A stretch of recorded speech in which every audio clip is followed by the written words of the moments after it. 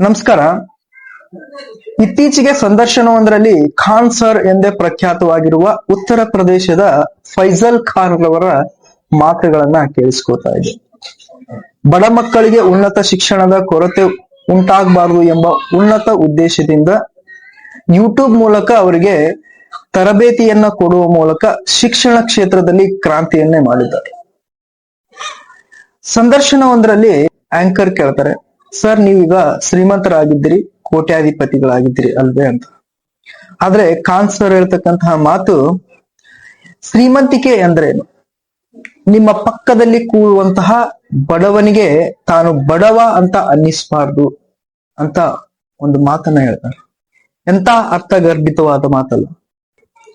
ಒಂದಿಷ್ಟು ಹಣ ಬಂದ ಕೂಡಲೇ ತಾವ್ಯಾರೆಂಬುದೇ ಮರೆತು ಹೋಗುವಂತಹ ಕೆಲವೊಂದಿಷ್ಟು ಜನರಿಗೆ ಈ ಮಾತು ಸದಾ ನೆನಪಿನಲ್ಲಿರಬೇಕು.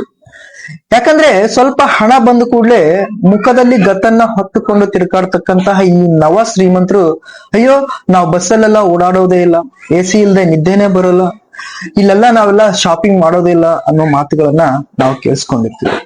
ನಿಜವಾದ ಶ್ರೀಮಂತನಿಗೆ ತಾನು ಶ್ರೀಮಂತ ಎಂದು ತೋರಿಸಿಕೊಳ್ಳುವ ಅವಶ್ಯಕತೆ ಬರುವುದಿಲ್ಲ ಅನ್ನುವುದು ಇಂಥವರಿಗೆ ಗೊತ್ತಾಗುವುದಿಲ್ಲ.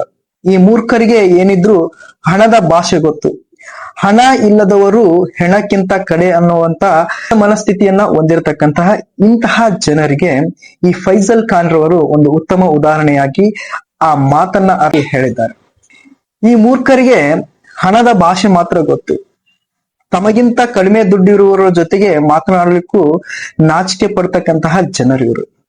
ಆದ್ರೆ ಇಂಥವರನ್ನು ಯಾರು ಕೂಡ ಗೌರವಿಸುವುದಿಲ್ಲ ಅನ್ನುವುದು ಅಷ್ಟೇ ಸತ್ಯ ಅನ್ನೋದು ಅವರಿಗೆ ಗೊತ್ತಿಲ್ಲ.